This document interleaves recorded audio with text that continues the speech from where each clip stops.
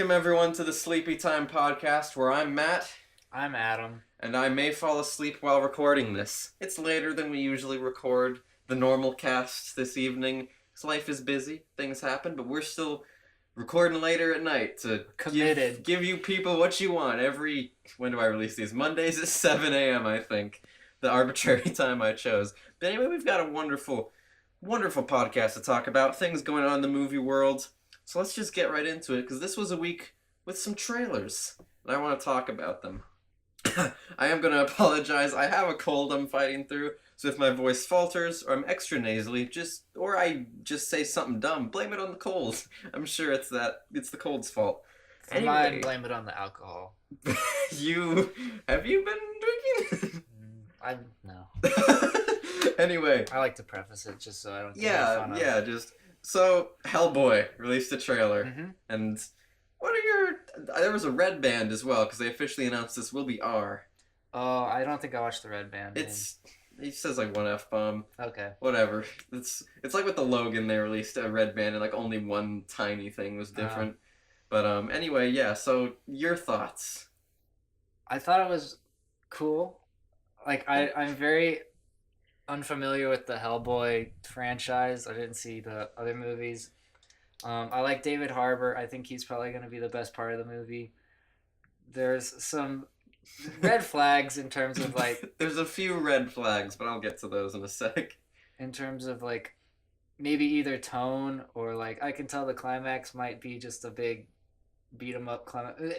There were certain Suicide Squad feels I got from some parts. That's unfortunate. But like way better than what Suicide... Well, I don't know yet. We don't know, but it's hard to say. You think it'll be better than Suicide Squad. I think it will be better than Suicide Squad. So here's so I did watch the other two Hellboys. Guillermo del Toro as a director, which always surprised me when I found that out later. I'm not feeling this trailer. I'm not feeling it. Like, it doesn't... The other ones had a lot of heart for whatever, like, shortcomings there were. And there was a lot of love. And also, I think, I know it's all retrospective is easy, but, like, looking back, there was a skilled director, like, at the helm. Yeah. Not that the person making it isn't doing a good job or isn't skilled, but just, I don't feel the same vibes that I liked in the first one. And a lot of people complain about the other two, the fans, apparently, that it's not true to Hellboy. I don't know a darn thing about Hellboy.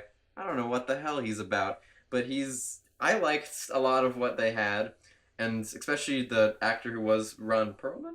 Yeah, Ron Perlman was the other Hellboy, and I always thought he was really good for it. They're doing a great job with the makeup on the cop from Stranger Things, and I don't know, like, a lot of the characters, when I watch that trailer, they look like they don't want to be there, is my takeaway. Like, a lot of people's faces were like, I am putting half of my energy into this. Not that, like, I think he's trying. He's got tons of makeup on, so I can't tell what his facial expressions are. I feel like he's going to be the most enjoyable part of the movie. Yeah, absolutely. I think he's given it his all, and I think he'll do a good job at it. There's other scenes where, like, the fights seem a little weird, and some of the effects it's a trailer. Yeah. But some of the effects were, like, there was a moment that I paused, and I'm like, that does not look good. Like, there's somewhere... Because it's probably not a big budget, because the first Hellboy movies did not make money. Yeah. Like, they were more like DVD sale kind of things, enough to get a sequel. But, I don't know, I was really hopeful for this movie. They had one line that makes me think it might be an interesting take on it, where he says something about, like, these stakes aren't realistic enough for me to care about, or something like that. Yeah, there was... Which is kind of, like... almost a parody line. Like, are you trying to parody this I thought that was interesting. I couldn't quite tell. And then there's a line I do not like where some of the humor does not land in the trailer. Specifically, there's a line where, like, she's like, join me. And he's like, I don't know, like, I'm a Capricorn and you're effing crazy. And I'm like, that just didn't land for me. Yeah, that just didn't quite... that didn't seem good. It took me a while to realize that was a joke. There's certain things about it that... But I'm still very hopeful, because, again, I liked a lot of... I think the Hellboy character, of the little I know of it, is very interesting. This could still turn out great, because there's good movies with bad trailers. Happens all the time. Batman v Superman. No, I think that was kind of the other way around, actually. In fact, they had that one trailer where they're just like, let's show Doomsday. Yeah, it's But just it kind of felt like a DC trailer. yeah, it doesn't seem like they, because the first trailer they released, kind of the teaser, was the tone was all over the place. I could not tell what it wanted to be, and this one's a little clearer, but it still seems like someone behind the scenes doesn't know what they need to market this Yeah, as, and especially since it's gonna be R. Just lean into it. You can lean into the weird. It can. I'm sure there's still funny aspects, but I mean, yeah. Anyway, some of the monsters look cool. Like they're going bigger on that stuff. I liked when he was flying on the dragon. So yeah, I hope that's not just some like dream or prophecy sequence. I hope at one point he really does ride a dragon in the Yeah. battle, because that might just be like a "you're supposed to be the end of the," and he gets a vision, of what he's supposed to Oh, I be. hope not. Yeah, I want him to ride the dragon. See, those things excite me in that trailer, but we'll have to see. I don't have what else. The only other thing I had to say was the villain seemed really bland with her Yeah. dialogue. Like it's like really old school superhero dialogue, like Wonder Woman villain dialogue Yeah. of the like join me or I will destroy you. And I don't I don't even remember the actress's name. I can't think. I know who she I is. can't. Yeah. I can't think her name. I should have done the research. I blame it on the sickness. I have a cold. But yeah, I still have high hopes that'll turn out good. Something I do not have high hopes for also released a trailer called X-Men Dark Phoenix. Mm-hmm.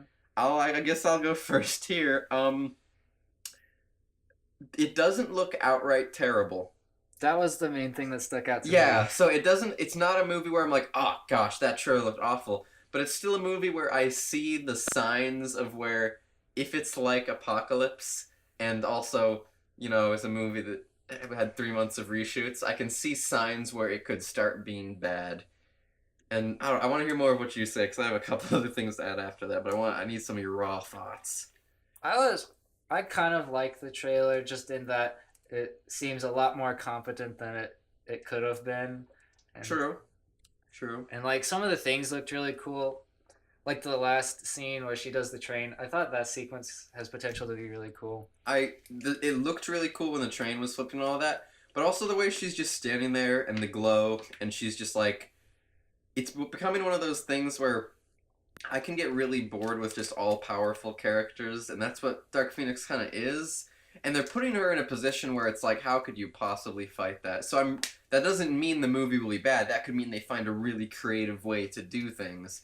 But it's just, that's one of the flags I saw, is that means that like something really dumb happens to kill the villain. Because there's movies that do that like all the time.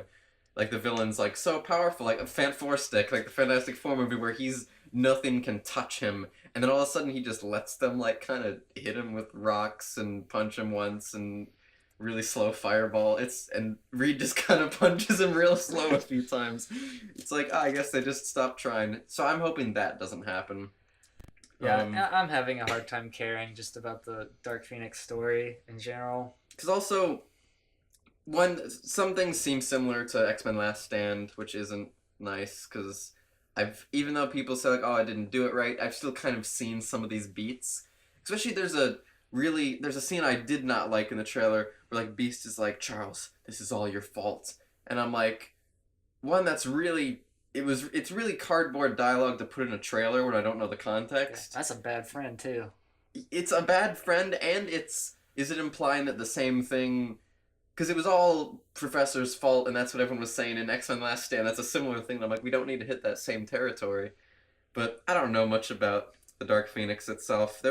In the trailer, they really hint that Mystique dies, by the way. This is kind of spoilerish territory. I didn't pick up on that. Okay, well, because she starts and she's like, why did you make me do that? And then you see Mystique reach out to her, and Mystique fly back, and then you hear Jean like saying that, go back to the scene from before, like, she was my friend, and then you see them burying someone. So that's what you didn't pick up on. But it can be played off as it's a misdirect, It could easily be played off.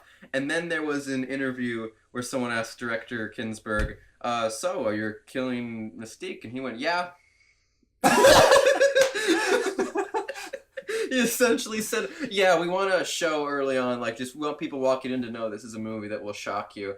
And I raise my hand and say, I could have figured that out if in the first scene I was surprised by Mystique dying, but I guess I know, unless he's in on it, and but that's a weird lie to tell. And also, everyone knows that she kind of wants to stop being Mystique, Jennifer Lawrence, that is. Like, she's very tired of the makeup and all that, so kind of people were expecting it, but still, like, when you say it, that's just weird. For fans like me, it makes me want to see the movie more because she's one of my least favorite parts. Oh, no. I mean, yeah, but yeah, it was. It's just like it's a weird marketing strategy to be like, yeah, because I think because it implied it pretty heavily, so that could excite you if you want her to die. Like, but still, you don't know for sure. But then him kind of just saying, yeah. yeah, I don't know what the deal is with that. I didn't realize it was, I believe, Simon Kinberg directing this. What does he do? He doesn't have another directing credit. He's always been the producer. And so now that Bryan Singer is unavailable, with air quotes, I guess he's just director now, which I equated to... Because they're at this situation where it seems that Marvel's buying Fox, and they're probably telling them, hey, this is your last. You gotta wrap it up. So they might just kill a bunch of people off, which could be cool. Mm-hmm. Like, just have a world-ending event.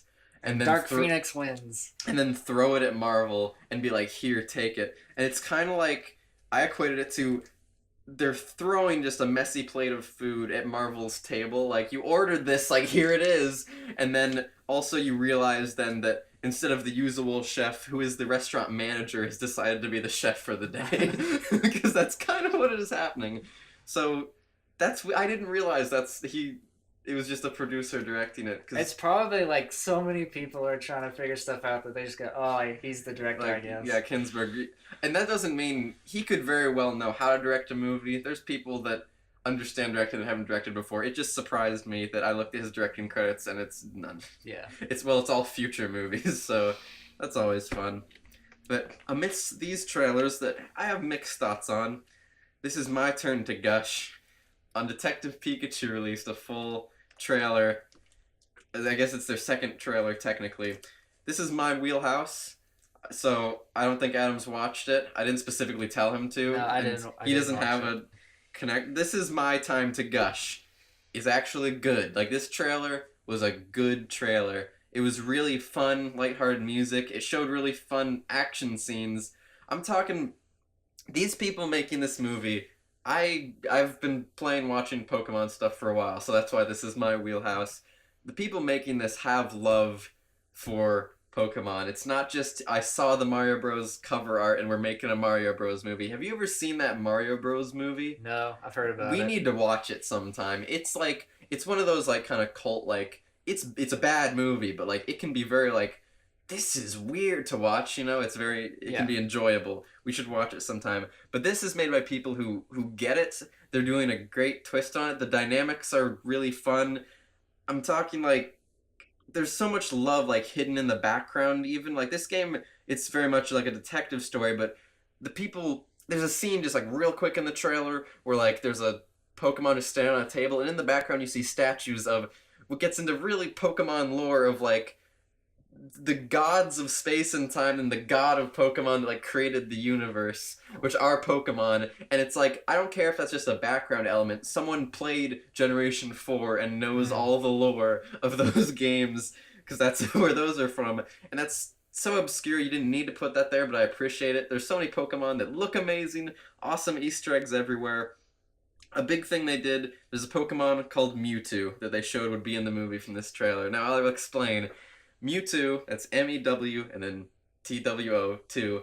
He's this, what I remember growing up, he's one of the most popular, like, legendary kind of Pokemon there is. And I mean this in that he will increase their revenue on this movie exponentially. Because you don't understand the attachment Pokemon fans have to Mewtwo. He was, like, the first big legendary. In the very first games, he was, like, a secret final thing to find.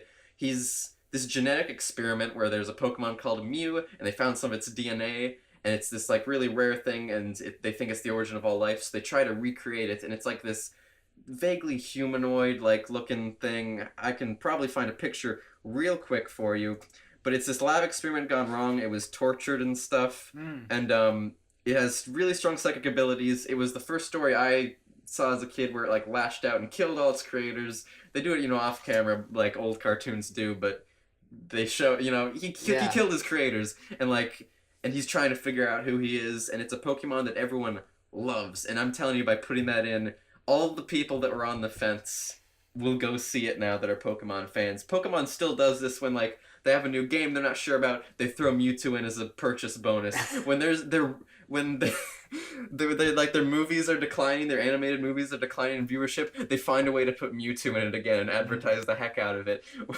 They're remaking the original Pokemon movie, which is Mewtwo's movie, in like 3D, scene for scene, for no reason, because people will see it because people love Mewtwo. And this is just me rambling about this trailer for a long time, but my gosh, this movie's gonna make money, which is really, video game movies have a rough time. Yeah, this could turn it around. Yeah, but besides that, and apparently he is actually in the original game this is based on, so it is a story reason, not just throwing him in for cash money. Like he has an important part of the story that I don't know. I haven't played the game. I just hear people talk about it, and then I'm like, I don't want to know because if it follows the plot, I like to be surprised in movies. But yeah, there's so much love. It's really fun. Ryan Reynolds especially the second trailer. I'm used to his voice as a Pikachu more, and I'm feeling it a lot more. And yeah, I'm excited.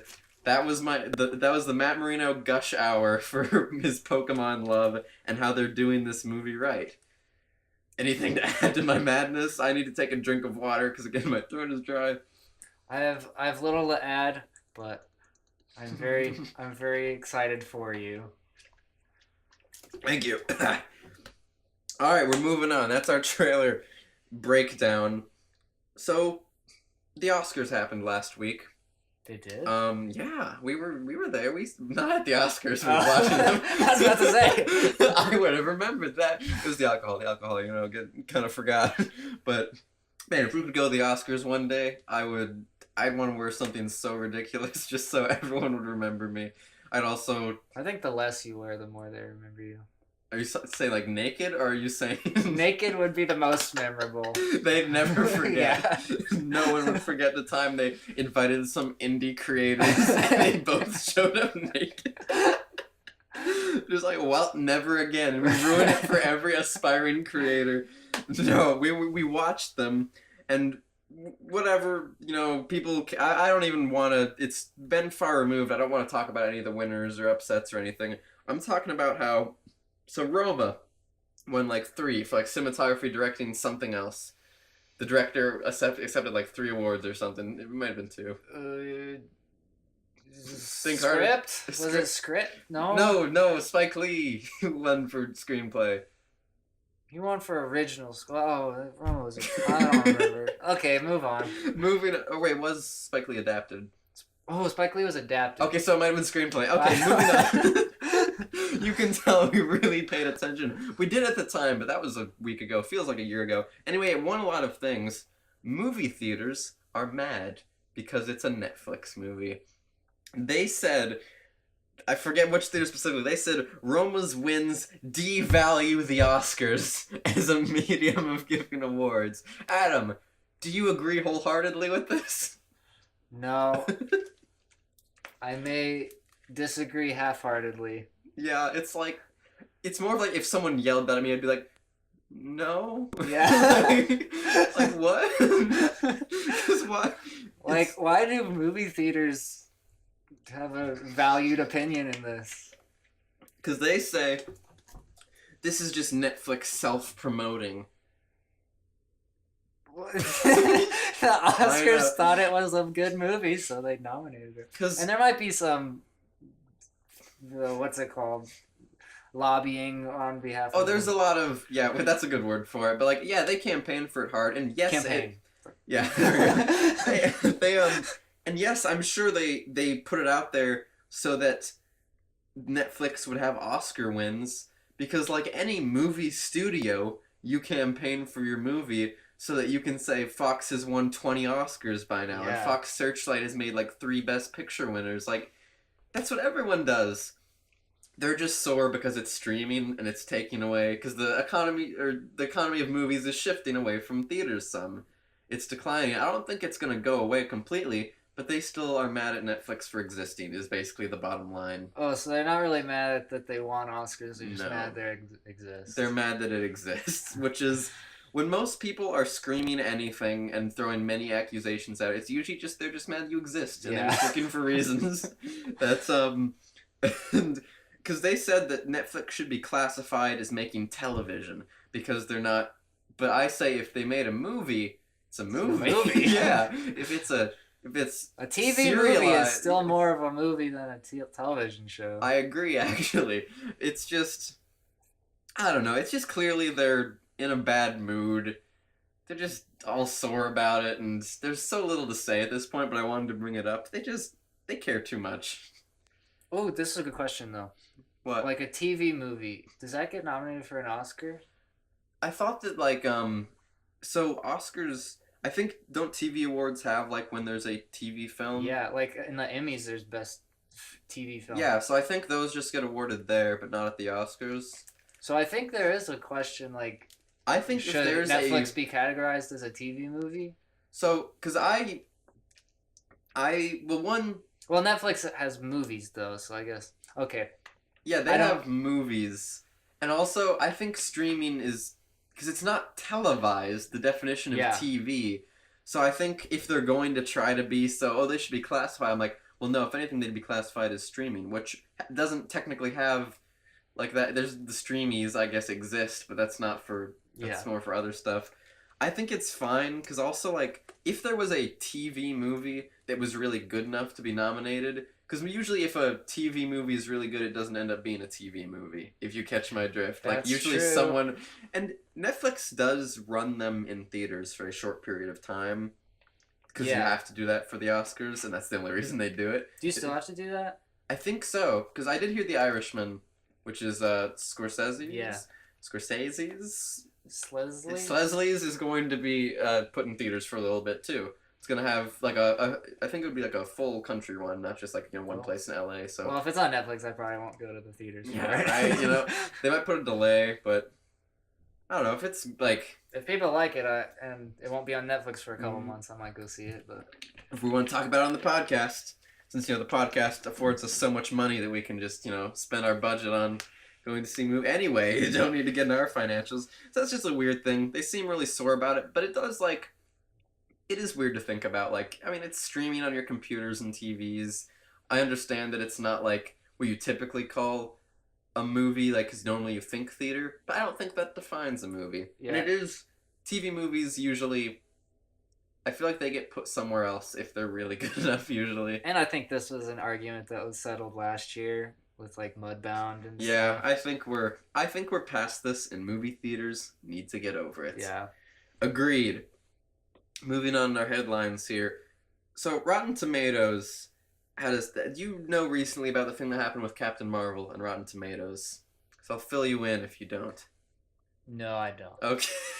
Okay. I was racking my brain. So, similarly, when this happened to Black Panther as well, that's specifically because Brie Larson is, one, it's a female-led superhero movie, two, she's very outspoken and progressive about a lot of things, and that happens. People have political views. Happens. What can you do? We can't, we pray for him.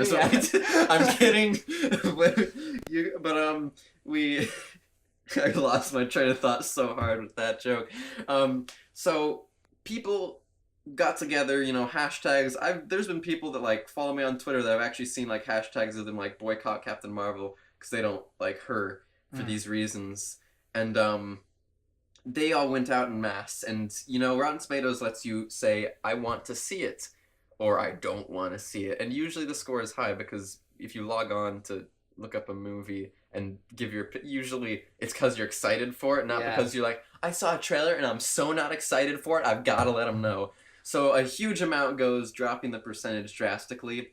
It hurts that news media covered it by saying Rotten Tomatoes, the audience, has already given Captain Marvel a low rating before it's come out. And I'm like, no, that's not a rating, that's who's going to see it. So already the media's being stupid about it. And this isn't the first time this has happened, and a lot of people are... Well, I'll get back to that. But so it was spammed with Larson haters. Netflix, gosh, I was still thinking about that. Rotten Tomatoes has decided that they're switching up their system. They're not going to allow that kind of stuff to happen anymore, which I think is good. They're actually, it sounds like removing the audience want to see percentage entirely. It's never been a helpful. It's game. never been useful to me once. That's the first part I wanted to cover. I do not care. And so I think that's the right choice, so people can't just spam it before it comes out. Because people can still spam it after in the people section that I normally don't care about because there's people that spam it. Yeah. And it's weird that they did that, and a lot of people, because they made this change, are like, oh, Marvel's making Rotten Tomatoes, because they always say Marvel has bribed Rotten Tomatoes. People say that every time they hate on it, and so they're saying like, oh, they've gotten them to fix because they don't want people to know it's bad. And I'm like, no, this has happened several times with movies. Because it happened with Black Panther because there are racist people that really wanted people to be like, oh yeah, this movie's gonna suck, but then that made over $1 billion easily, so who cares? But I think it's good to change that because I don't like when people can just spam something like that with a big movement, and because I'm not one for audience ratings in general. And so just because it caused like a media problem because people were covering it wrong, and I think they made the right move. I don't know, you? Yeah, that's the right move. Well, like you can never appease everyone, so there's still gonna be people who think you're colluding, but moving forward in the future, I think it's just gonna help a lot more than it's gonna hurt. I always like to bring up, people say like, oh, like Marvel pays, like, Marvel and Disney pay Rotten Tomatoes, give good scores to Marvel movies, bad scores to DC movies. And I double check every time I'm about to say this. I looked it up beforehand.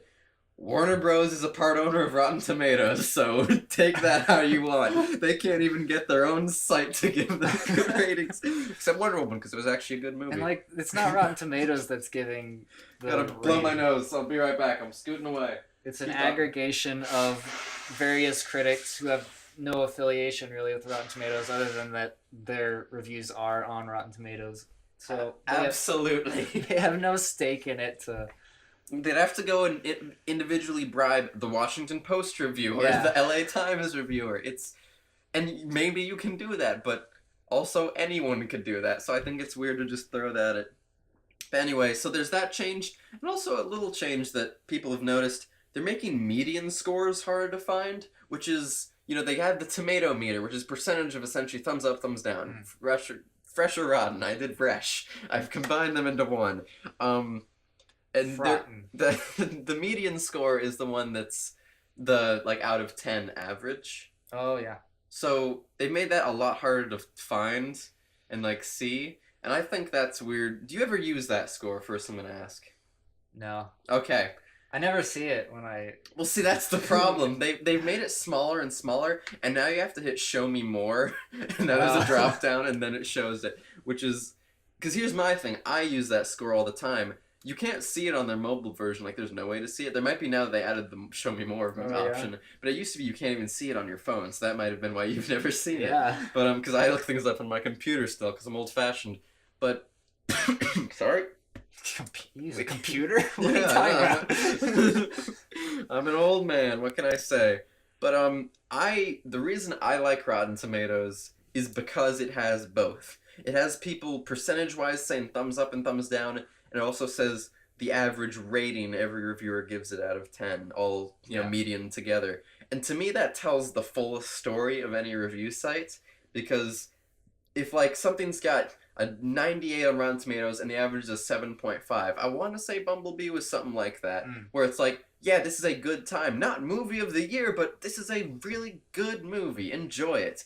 And then there's also ones where it's it's got a 40%, but it's got a 6.5 out of 10 somehow, something weird going on there, where it's a lot of people are this isn't a good movie, but people are rating it if you want to go see it with your friends, you could have a good time. A lot of comedies it tells a better picture when you have both, and I feel they keep pushing it further and further down, and I will genuinely say it makes me want to use them less, because that's why I like them more than other review sites. Because Metacritic is one that they just average the reviews together, and I'm not a huge fan of Metacritic because it's just that, and I don't know, I like Rotten Tomatoes for showing me both, and they're making it harder to see both. So now I guess I like them a little less until I guess that's the bottom line for me. I don't know. Yeah, I can't think of another review site that would trump that unless they introduce something completely Yeah. different. Rotten Tomatoes has just become the standard. Like, when you go for a movie review, like you just want to see real quick, what's the rating? Where do you go? I just type it into Google and Rotten Tomatoes is the first thing I see. It's that in IMDb, but I think IMDb includes user ratings in the main score, so I don't like it because I don't trust people. I hate to say it, but the critics are usually better at knowing. It's kind of their job. But so yeah, that's some interesting changes they're making. The median score, I think, is for the worse, making it harder to find every single time. But good job on the fixing the audience beforehand kind of thing. That seems to be a problem. It's like, because I followed someone like new on Twitter, and then I'm like, one of their first things that came up in my feed was like, hashtag boycott Captain Marvel. I'm like, maybe I shouldn't follow this person. Like, because I don't know. Maybe they just have other reasons, but it seems like they're on the bandwagon of. Maybe they don't know Sam Jackson's in it. So. Yeah, he's gonna be great in that. I'm sure. I love Sam Jackson in just about anything. How can you boycott a Sam Jackson movie? One more thing, real quick. Suicide Squad, the movie. There's a lot of talks about who's going to come back for it. So they officially said that Will Smith will not come back as Deadshot. That seems to be, last I looked at the headlines. Everyone knows DC with their news can be very sporadic, but that seems to be the case. Your thoughts on that? Yeah, it's good. I don't even know if I'll see Suicide Squad 2. I trust James Gunn. Like, if I like I'll look at some reviews. I'll see what people are saying. I'll need to see a trailer before I make any calls. So they're not going to have Deadshot at all, or they're recasting Deadshot? I think I'd imagine, since people did like him as Deadshot, it seems to be a scheduling thing that he can't film again. Okay. Because he was one of the more positively received between like him, Harley Quinn, and a lot of people like Captain Boomerang too. Yeah. I say embrace because the Suicide Squad, it's different criminals that have to get together for a mission. So I say just embrace new cast completely, except maybe Amanda Waller. I know Rick Flag, we've talked about, kind of is supposed to come back, but we don't need him. We don't need him. Don't bring him back. We can just have his son. Or his brother, Army Hammer. I don't know. It seems, and people aren't sure if like Harley Quinn is going to come back either. Like there's been kind of back and forth on that, but she's doing Gotham City Sirens. Yeah. That one. So just let her do that and make this be a fresh page for the most part. Like you can keep Amanda Waller, Viola Davis is a good pick for that, but make it a fresh. I don't want it to feel anything like the last one. Yeah, more grounded for sure. Don't do. Maybe. I mean, that's not my big problem with Suicide Squad. It's like, it's not grounded enough. I don't like magic that much. Like that, you can do it well. Like Doctor Strange, if that's what it is, then I like it. But I feel like it's very easy to go wrong with magic. So it's best because I don't trust them yet. So don't do magic. Again, I thought the plot at first was going to be so different than like what it ended up being, and I'm like, oh no, it's the magic sky laser. Like last time we had like the robot sky laser, now it's the magic sky laser. It just seemed, I was surprised they went that route with their first Suicide Squad movie of going that fantastical, if you will. But yeah, more grounded in that respect. Like they can have like the characters be pretty like ridiculous, because there's some ridiculous. You can throw me a Mad Hatter, you can throw me a Clock King, you can throw anything at me and I'll take it. But yeah, so that's just make it better. That's the bottom line. If you just make it better, we'll probably be okay with the choices you made if it's just better. Anyway, I didn't mean to talk for that as long as we did. Real quick, one more. Have you heard about the Kickstarter campaign, Remove the Rat from The Departed? No. So, are you aware of the ending of The Departed? After everyone's nice and shot and everything, they show the Capitol building and like through the window, and there's a railing, and there's just a rat that like goes on the railing and sits there, and it's like, God, they're all rats. Yeah. So I never had that big a problem with it. Some people have a huge problem with that because they're like, it is so on the nose, and they don't like. It's a weird. People are really passionate about it. So did you know about that first of all? While I take another drink. Like I knew it was a symbol for a rat. Like they're all rats, but like it doesn't seem like I guess thinking about it, it's a little on the nose, but It's fairly on the nose, but it doesn't put a bad taste in my mouth. And like it's a 12-year-old movie. I don't think it's so someone was so sure about this. He's like, it's terrible that it has this. I'm gonna start a Kickstarter to just remove that rat digitally. But then it's just a weird frame with nothing happening, right? Well, it's slowly zooming in on the Capitol building, which is like it was the characters like he wanted to get there and like rat his way. So and also you could get that it's like that's what he never got, but also like there's probably you don't have to show the rat to get like there's rats in there. It's because it's kind of also implying I think that maybe rats are also in Congress. I don't know, but it doesn't. It's just a slow zoom on the Capitol building. Other than that, it's honestly you could just edit that scene out, save yourself the editing money. You just don't have to show that. You could just cut to the title. If you don't like it so much, make a version for yourself. Get in Final Cut, cut that scene out, and you don't have to see it anymore. But he wanted to share this. So to do this, last name I believe was Sachs of this man. He started a Kickstarter to crowdfund a bizarrely intricate $4,000 budget, in which he would. And he detailed like every bit of his plan, which is the fun part. He would acquire a copy of the film on Blu-ray, rip it, hire a visual effects artist to remove the rat, so he doesn't even know how to do it himself. Print that new version onto 35mm film, rescan that film onto the Blu-ray, hire a paid intern to burn it back onto several Blu-ray discs. For backers who contribute at least $70 towards the project, he will have 50 limited edition copies without the rat, where he will buy you a legal Blu-ray of The Departed, throw away that disc, replace it with my superior version, and mail it to you. So, yeah. What's the cover? Just The Departed, but there's a rat with a big X on it. It's probably just because it's just the disc, it's probably just got like scribbled on like old like mixed CDs we used to do from like, iTunes, just like Departed without the rat. But I love that he went into it so much. I love his passion.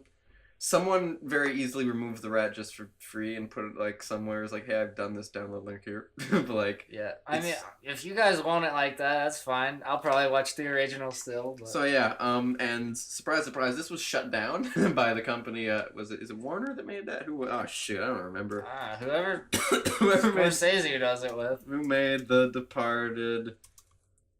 Oh gosh, this is gonna take forever to find the studio, isn't it? It just says Martin Scorsese. What if you type in studio? Hold on, I'm on the Wikipedia page. Hang with us, everybody. Warner Bros. Okay, cool. So yeah, that's what that is. So they shut that down, and he's like, "Thank you so much for trying to make my dream work." And I'm like, "Good for you." It's just so much passion, and I appreciate it. Yeah. I don't care about the rat. I never did. You? Like, I had to think so hard to remember what you were talking about. So I clearly don't care that much. Yeah. But I'm glad he went for it. And I like that he did really show his entire plan. Like, yeah, I'm going to put this money towards buying a bunch of Blu-rays. But if this is a meme, it's a great meme. Yeah. So that's the end of all of our news headlines. Now I've got a special topic to talk about. This is a little thing we like to call Best Movies You've Never Seen. I'm pointing at the microphone, which means you, viewer, listener. Do you still call it a viewer? It's on YouTube, so yeah, I'd probably... Yeah, but it's also Spotify and SoundCloud and iTunes. There's still viewers, because... And YouTube, and follow us on Patreon. Anyway, we are going to talk about movies that... They're great movies that not a lot of people have seen. You might have seen them, but... They need some more loving. So we each just picked 5, and Adam's going to start us off with something amazing. I'm probably not going to know any of his, and he'll know all of mine. My first one is Paddington 2. Are you serious? No. Thank the heavens. My dad would have had a heart attack. I told Adam earlier my dad was like so shocked that in our last podcast when we were choosing Oscar nominees, he nominated Paddington 2. My dad literally like stopped the recording, rewound it, and listened to him say it again. Anyway, what's the... My real first one is a Ooh. movie called Paris, Texas. Ooh, I've heard of that one, but tell me more. It's from the year 1984, and it has a very underrated actor named Harry Dean Stanton, who you probably recognize from a lot of old 70s and 80s movies, but no one knows who he is. And I won't give too much away about the plot, but it's a very interesting family drama about a broken family that sort of comes back together, but it's shot very nicely. It has a lot of cool colors. Like, I love you trying to describe a film with giving nothing away. Like, the colors are really nice. but like for real, like no joke. This is my favorite lit movie because it uses like your favorite lit movie. like Oh, not that like this movie's lit, but like But it sounds like it's the lit. the lighting is very good because like It's it really well lit. it's well lit. It really focuses on the reds and the greens, and I'm a sucker for reds and greens in my movies. That's a new thing I've learned about you. You must love Christmas movies. Yeah, and Good Time uses a lot of reds and greens. It does use reds and greens. I should have picked up on that. Okay, thank you for sharing about Paris, Texas. Oh, and the director's Wim Wenders, who doesn't do a lot, but he's a really good director. Thank you. My first of movies you've probably never seen. This one's a little more well known, but the general public has not seen this. Snowpiercer. This is a fantastic film. It's got Chris Evans. It's directed by Bong Joon-ho. Yes, that is his real name. He's a director. He's done several other movies that I haven't seen. I've heard are great. But this is a movie where humanity has decided to fight global warming by releasing chemicals into the air to cool the atmosphere, which we are considering now, apparently, in real life. And things go really wrong in the movie, and we've sent us into a new ice age. A guy saw this coming, built a really advanced train that's like self-sustaining, and he shuffles humanity, the rich people that pay for it, and all the people he can fit into the caboose in terrible conditions. And you watch these people trying to survive, like fight their way through. I can do sentences. Fight their way through this train like the 7 circles of hell, working their way. And maybe it's a secret Willy Wonka sequel. You can look up the conspiracy theories online about that one. It's probably not, but it's a great movie. It's super well shot. There's action scenes that I still remember just what they do with like lights and fire and certain like scenes in the dark. Lit? It's pretty well. Sometimes it's purposefully poorly lit. Okay. But it's got great action, but it's also like the ride that Chris Evans' character goes through is just very intense, and it's a super unique movie. And I saw it also at a time when I hadn't seen like too many. I had seen a lot of movies that very cookie cutter, very company made, and it was just so like someone just wanted to tell this crazy story, and they did a great job, and I love it. 2014, it's probably still on Netflix, maybe. Netflix is losing movies at a rapid rate, so no one really knows. But it was. If not, find it somewhere. Watch it. Good time. Is that your next one? No. It's your turn. Okay. It's a movie called Good Time, for those that don't know. That was the pun. Continue. My next movie is a movie called Dave. I have never heard of this. I think I told you about it one time. Okay, then maybe I've heard of this. But it's... I'm just a forgetful friend. This movie is about this guy who looks a lot like the president. It's not a real president, it's a fictional president, but he looks like the guy who plays the president. It's the same actor. But so what happens is the president kind of a jerk off camera, but he's like really, people like him. Mm-hmm. But he goes into a coma or something. I can't remember what causes it. And so they're like, they find him. So I don't know why they don't announce that he's in a coma. I think there was some like they're trying to game the system and they want to like kind of manipulate this new guy, but they recruit the lookalike, and he's just like a real pleasant dude, and he just like transforms the White House, and it's just such a feel-good movie. That sounds delightful. Yeah. I want to see this now, but we can't. We're doing a podcast. But I want to see it. That sounds so good. This is a very good movie. Just a really nice guy. Yeah, and I never heard of it until I just came across it, read the synopsis, and was like, I gotta see this. They always say it's so hard for nice guys to make it in politics because you have to be real ruthless at times. But if by some weird chance just some really nice guy got up there, maybe nice things. It's like that's a great feel good Yeah. idea, like you were saying. Well, you've introduced something I really want to see. The next one. This is the one area I can surprise Adam in is when it comes to the Korean cartoons. I've not seen many Korean cartoons. No, I'm talking about Japanese anime, man. This is the anime hour with Matt Marino here. First one we're bringing up, one of my favorites of all time, if not my favorite anime movies ever. Beautifully animated. This is a film called A Silent Voice. I nominated it for things last year for the Normies because I loved it so much. Its soundtrack, for one, is amazing. This is a movie that covers a wide variety of themes to these two kids in high school. We're talking themes of suicide, depression, anxiety with society. There's a rhyme for you. I'm getting too passionate about this. It's a story of, I don't want to like spoil, because even how it starts is like really caught me off guard with. I'm like, whoa, I didn't expect that. It just, and I don't know. So let me get into it better. There's a kid who you find out in the beginning, when he was in like grade school, he was with kind of a bad group and they were all jerks. And they were jerks to this one girl who came in and she couldn't hear is her thing. She's almost completely deaf. She has like a hearing aid that kind of, but she's basically deaf. And so they were like real jerks to her. And at one point it all came to a head and kind of his friend group used him as the scapegoat of like the bully.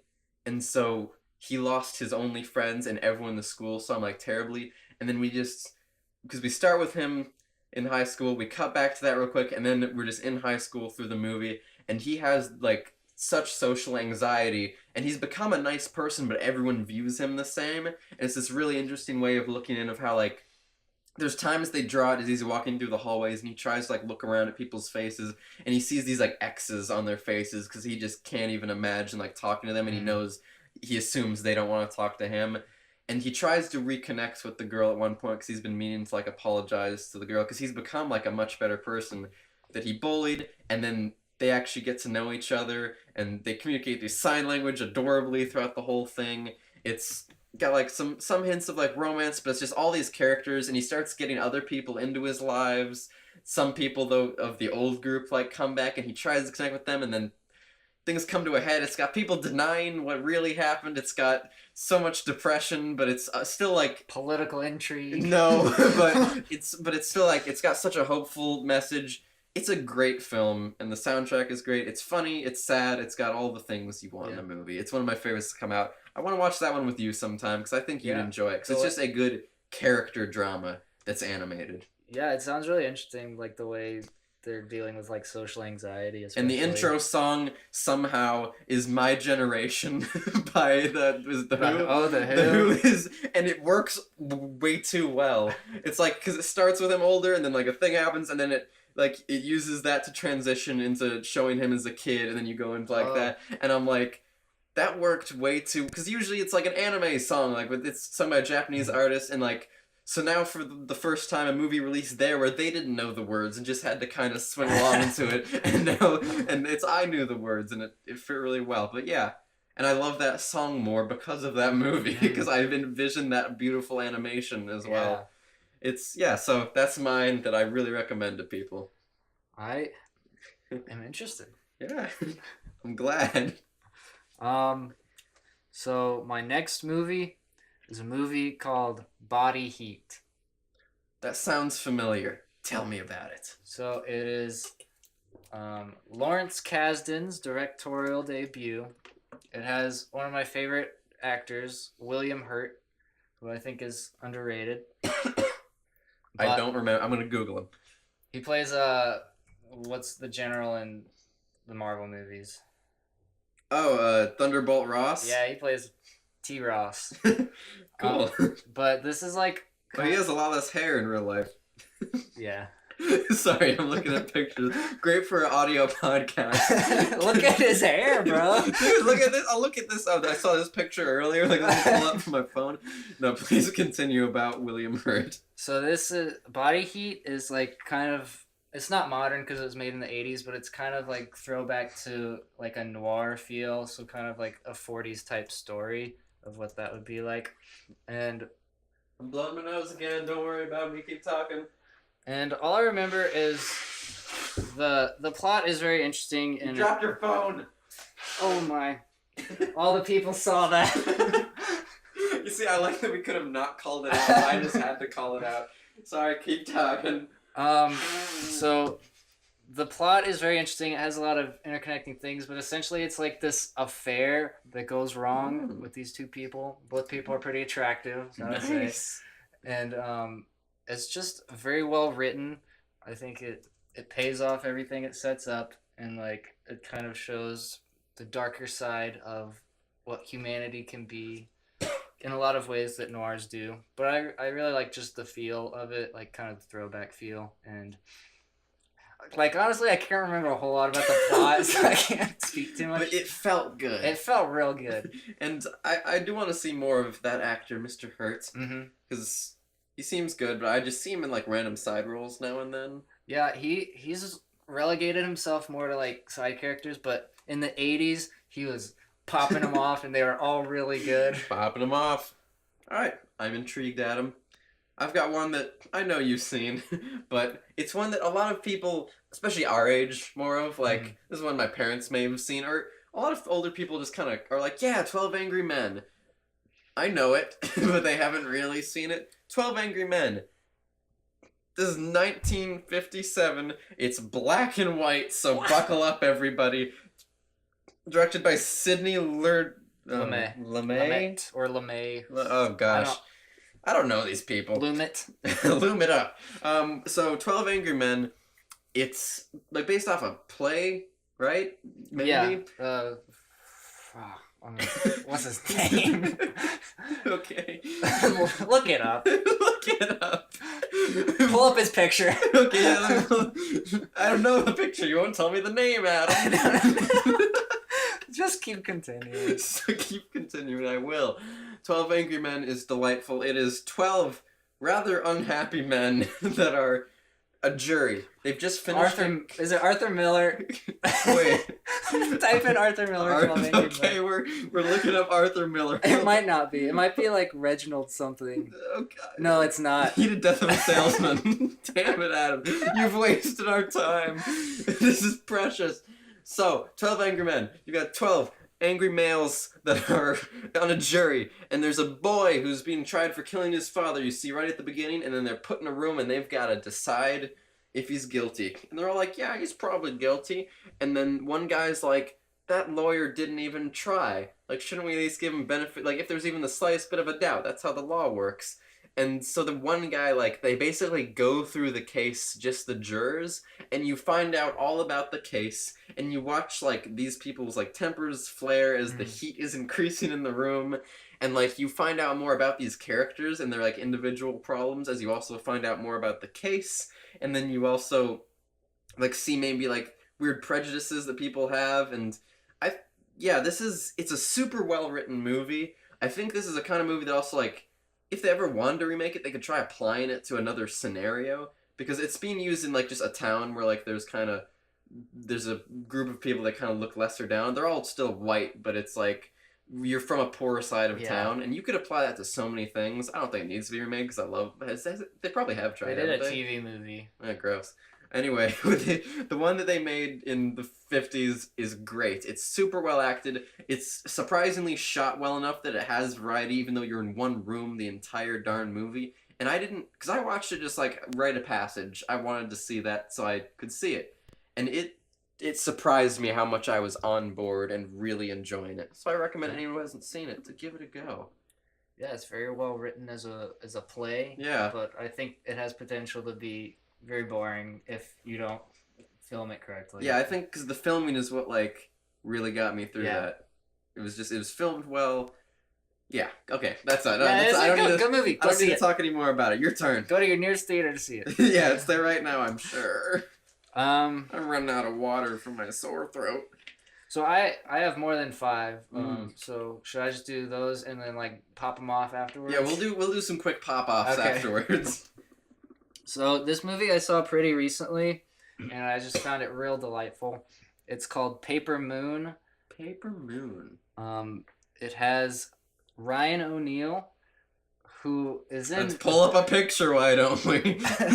who is in very little movies, but like the movies he's in, with the exception of Love Story, is really good.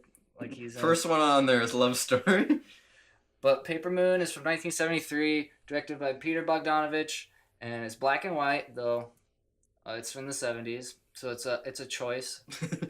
But yeah, it's essentially like this con man who kind of is just on the road, and then like I guess his old girlfriend had a daughter, and the girlfriend died, and so there's just like this orphan girl, and so it happens. There's some question if he's there's some I don't know what joke I was going for there. Orphans happen. They exist. I'm just saying. Don't get mad. So there's like a question if this girl is his daughter or not, Mm-hmm. and through like some circumstance, like he has to take her to another relative, and then it's like a road trip movie with this guy and this girl who might be his daughter, and they just kind of bond, and like the girl who plays the girl is actually the actor's daughter, so that's fun to watch. But also it's just real well written, real delightful. I'm a sucker for feel good movies, and I think this is a feel good movie, and so I recommend it highly. All right, that sounds really dope. I like that. Road trip movies when done right. I mean, this one's one of the best ones. Look at Little Miss Sunshine. Look at Green Book. Look at this Paper Moons. I'm gonna try to blow through these a little quicker here. My next one, start with your movie, remove the word paper, and you've got my movie, Moon. This is 2009, directed by Duncan Jones. This is Sam Rockwell at his Sam Rockwelliest. And by that I mean there's a lot of Sam Rockwells. If you're ready to see a man maybe going crazy on the moon, and the only actor you're going to see is Sam Rockwell, this is the movie for you. I don't want to say any more about it, because it takes a lot of twists and turns. I went into this movie knowing so little about it, and it was so rewarding. So I'm really going to stop there, but it's well shot. They do great models for the moon stuff, because this wasn't a big budget, but it was a $5 million budget. But they have like great models they use for the rovers and everything. But he's just on a space station on the moon, and he's on there for like 3 years, and he's going to go home soon, but things are starting to get weird, and it's beautifully acted. It's got a robot voiced by Kevin Spacey. I don't know if that makes you want to see it more or less. I know that's kind of weird, but just don't think of it as... You can separate Kevin Spacey from that role. I think so very easily. It's an adorable robot friend that's actually really creepy in certain... It's weird because it's just a giant robot they slap like a tiny screen on and put a smiley face so you don't look at it as a giant like just brick of a robot. Yeah. But it's a great movie. I recommend everyone to see it and be surprised. There. Nice. Next. My next one, I'm between two, and one's a feel-good movie, one's not a feel-good movie. So I feel like I've talked about a lot of feel-good. Quite a few feel-good movies. So I'll talk about the one that's not a feel-good movie. All right. Bone Tomahawk. I know of this movie. This is from 2015. Has a pretty good cast. Kurt Russell, Matthew Fox. 91% on Rotten Tomatoes. Yeah, some other people who are good. Richard Jenkins, Patrick Wilson, Lily Simmons. Few 15 more. No, thank you, IMDb. But yeah, so this, like, I don't like. It's almost a spoiler, but not a spoiler. But this movie is like shockingly violent, and I don't think I can convey how violent this movie is. I think that's all I knew about it was that it's very violent. I haven't seen it yet. Like I went into it knowing it was violent, but I was still shocked. And that's really the reason you should see this movie, other than it being really good, a really interesting Western. But yeah, I don't have much more to say about it. Just go see it if you want violence. All right, we're blowing through these. This is my last one. Was that your last of the 5? Yeah. Yeah, so we'll just do a roundup at the end, but back to my world of... We're back at the Matthew Marino Anime Hour over here. This is a movie called Princess Mononoke. This is Studio Ghibli, or Ghibli, however the heck you want to say it. I don't care to argue with you. This is Miyazaki, known as the guy who makes good anime movies that the Oscars actually nominate. He made Spirited Away, I'm pretty sure. I've seen that one. Yeah, that's the one that won the Oscar for Best Animated, so that's the one people know. Yeah. But this was my favorite for a long time. Now it's been contested with Silent Voice because I love Silent Voice so much because it's just so real and relatable. This is fantastical to the max. This is like spirits of the forest, and it gets like some of the imagery they drop is weird and freaky. And it's this kid living in a small town, and this infected forest spirit is infected with some like malice, this like evil thing taking over. They don't know what it is, but it attacks his village. He's able to defeat it. He's the warrior of this small like secluded village, but he gets infected by it, and it's slowly taking him over and killing him while also making him stronger, which is really cool. And so he has to leave the village. He gets kind of like, and once you leave, you can't come back because they're kind of a secret village. And so he's like exiled from his village, and he goes on a journey trying to find a way to cure himself. And he's running into like these people that it's civilization, and they're cutting down all the forests to like build up civilization. And at first you think like, oh, they're the main bad guys, but this movie does a great job, what I love about it, of like painting everyone in good and bad lights. Both sides have their pros and cons, and it's more of just, it's not just you're the villain. It's like, no, we need to work this out. And it causes all these problems with the spirits in the forest, and things get crazy. Things get really crazy, and it's super fun. And like, there's a girl who was raised by like the giant wolf spirits of the forest. She's the named Princess Mononoke.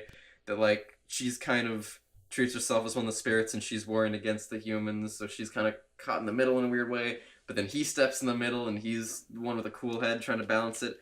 It's fantastical. It's weirdly violent at times, but like, and this was also one of the first anime movies they brought to the West that they actually tried to do, like, actually gave effort towards a dub for.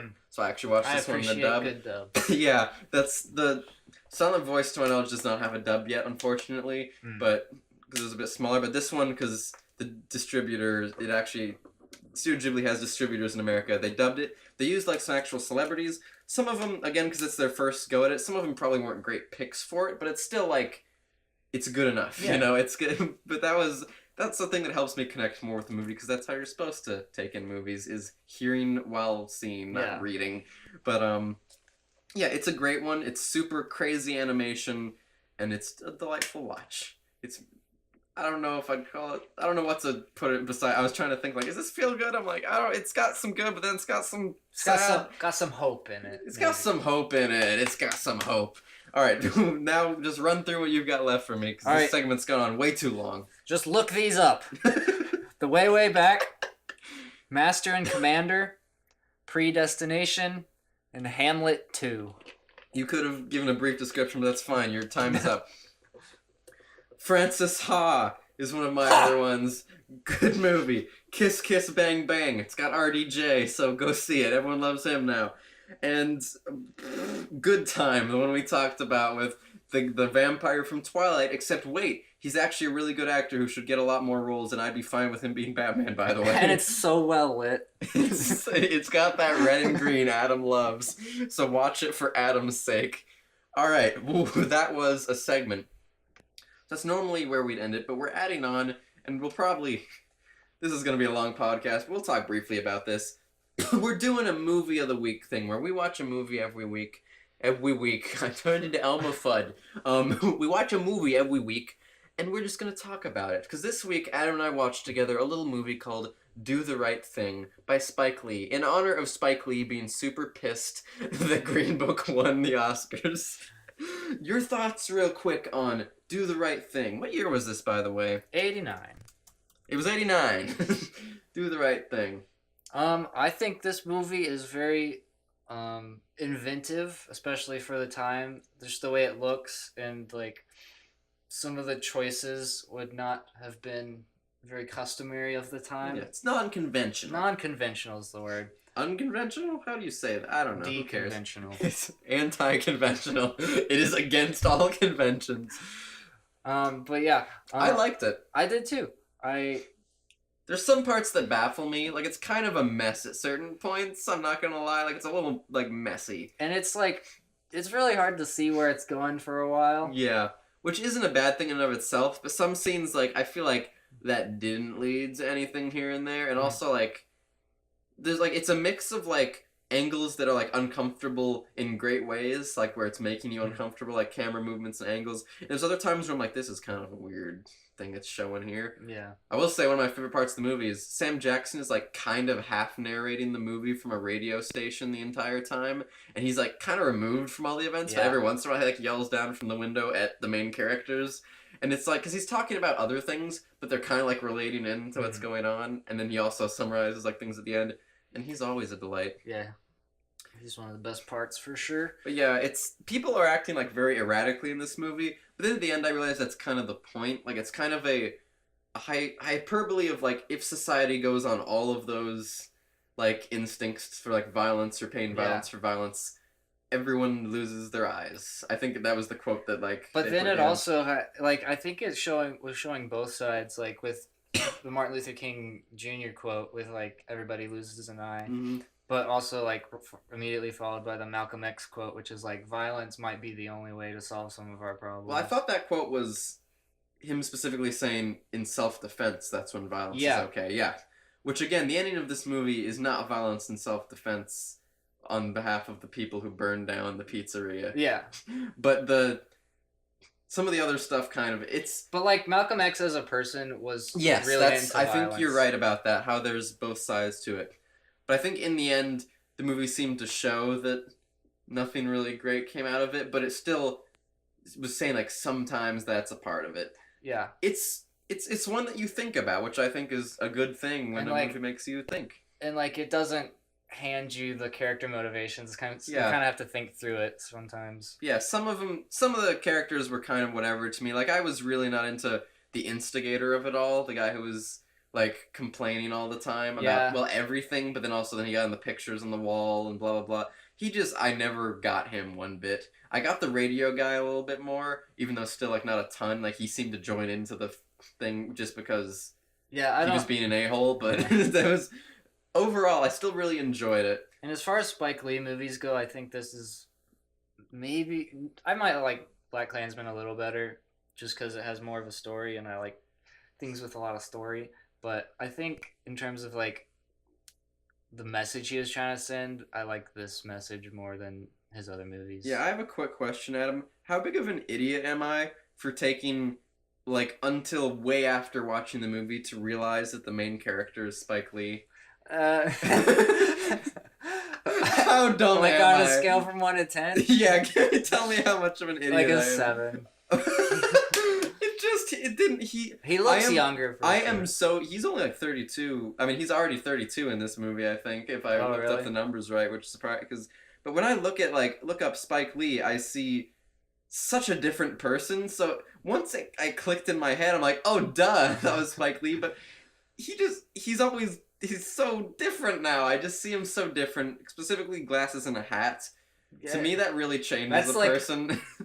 It's like a disguise. Like he's trying to disguise himself. Yeah. So if there's anyone ever complaining about that, like, oh, white people think all black people look the same. Like, I don't think the same black guy looks the same. So there. I don't know where that puts me.